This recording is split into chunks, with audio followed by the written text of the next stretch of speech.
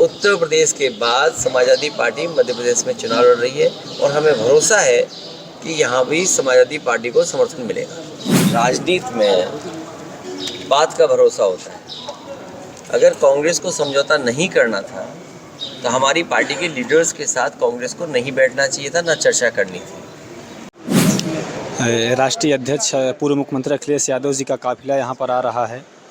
देख सकते हैं पीछे गाड़ी लगी हुई है। पूर्व मुख्यमंत्री और राष्ट्रीय अध्यक्ष अखिलेश यादव जी का आगमन हो गया है खजुराहो एयरपोर्ट यानी हवाई अड्डा पर।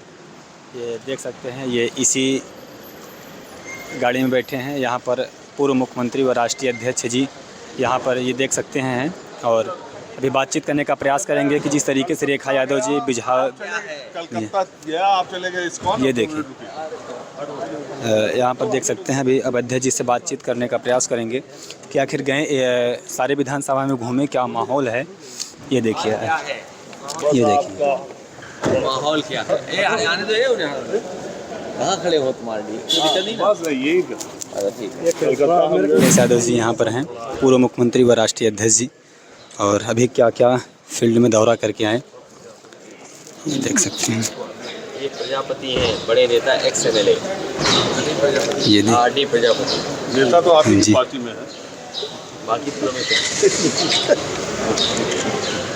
जी। ये देखिए तो खजुराहो में माहौल क्या है मैं जानने की कोशिश कर रहा था, तो पता चला कि समाजवादी पार्टी के राष्ट्रीय अध्यक्ष अखिलेश यादव भी खजुराहो में 6 विधानसभा सीटों में 5 विधानसभा सीटों पर उनके प्रत्याशी चुनाव लड़ रहे हैं। और इस समय देश में सियासत में अगर सबसे ज़्यादा कोई चर्चा है तो देश के सबसे बड़े सूबे समाजवादी पार्टी, सबसे बड़े सूबे उत्तर प्रदेश में समाजवादी पार्टी और कांग्रेस के रिश्तों को लेकर है। अखिलेश यादव पहले बड़ा दिल दिखाते हुए उन्होंने कहा था कि सीटों के बंटवारे पर कभी कोई विवाद नहीं होगा, लेकिन मध्य प्रदेश का चुनाव हुआ, नवरात्र के पहले दिन मध्य प्रदेश में कांग्रेस ने अपनी सूची जारी कर दी, तब से बिखरे पड़े हैं अखिलेश यादव। और अब मध्य प्रदेश में लगातार उत्तर प्रदेश से सटे इलाकों में दौरे कर रहे, 71 से ज्यादा प्रत्याशी लड़ा रहे। सबसे पहले बड़ा दिल दिखा रहे थे, सबसे ज्यादा खटास भैया बस जीव खड़ाई से खड़े रहे बस। आखिरकार खटास किसने पैदा की? राजनीति में बात का भरोसा होता है। अगर कांग्रेस को समझौता नहीं करना था तो हमारी पार्टी के लीडर्स के साथ कांग्रेस को नहीं बैठना चाहिए था, ना चर्चा करनी थी। बात वो ख़त्म हो गई कि कांग्रेस पार्टी कोई अलायंस नहीं कर रही समाजवादी पार्टी में से स्टेट इलेक्शन में। ठीक है, हमारे प्रत्याशी हैं, जो हमारे कार्यकर्ता हैं, पार्टी के संगठन के लोग हैं जो लड़ना चाहते थे, हम उन्हें मौका दे रहे हैं और हमें उम्मीद है कि पहले से बेहतर इस बार समाजवादी पार्टी की परफॉर्मेंस रहेगी। मध्य प्रदेश में तो ठीक है, लेकिन उत्तर प्रदेश में रोज जिस तरह से बयान आपकी पार्टी के, कांग्रेस के पार्टी के, अभी आप रैली कर रहे थे तो आपके प्रदेश अध्यक्ष ने कहा कि अखिलेश यादव हमारे पीडीए के, हमारे इंडिया गठबंधन के प्रधानमंत्री पद के उम्मीदवार, हम किसी को नहीं जानते। देखिए, कोई कुछ भी कहे,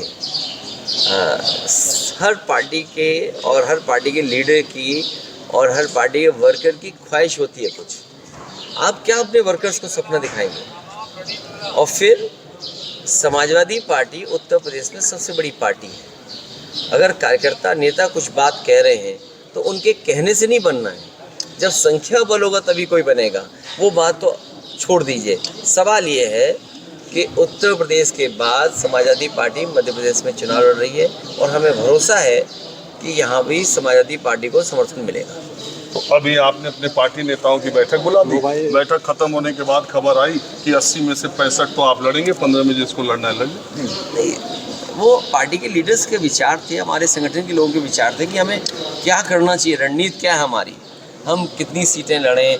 आखिरकार जब हमें अलायंस में जाना है तो हम चर्चा तो करेंगे ना कि जो हमारे साथी हैं उनको कितनी हम सीटें दें। लेकिन अभी तक जितने अलायंस समाजवादी पार्टी ने किए हैं कोई भी निराश नहीं हुआ हमारे साथ जुड़ करके। तो लोग तो ये कहते हैं अखिलेश यादव इतना दिल दिखाते हैं, इतना ज़्यादा दूसरों को सीट दे देते हैं कि उससे समाजवादी पार्टी को नुकसान हो जाता है। इस बार सवाल व्यक्तिगत नहीं है, सवाल ये कि जाति गणना होगी कि नहीं होगी, आबादी के हिसाब से न्याय मिलेगा कि नहीं मिलेगा, ये बड़े सवाल उठे। और चमत्कार तो इस बात का है कि कई दल जो जाति गणना के खिलाफ थे, आज़ादी के बाद जाति गणना बंद कर दी, आज वो भी जाति गणना के पक्ष में।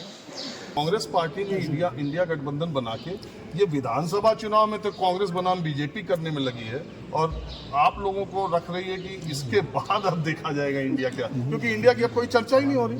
नहीं, इंडिया की चर्चा तब होगी जब इंडिया की चर्चा करेंगे हम।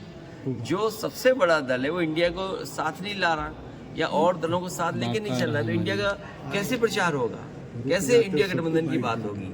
समाजवादियों ने केवल यहाँ पर कहा कि हमारे पिछले परफॉर्मेंस को देखते हुए अगर आपको लगता है कि यहाँ पर हमारी पार्टी बेहतर परफॉर्म करेगी तो हमें मौका दिया जाए।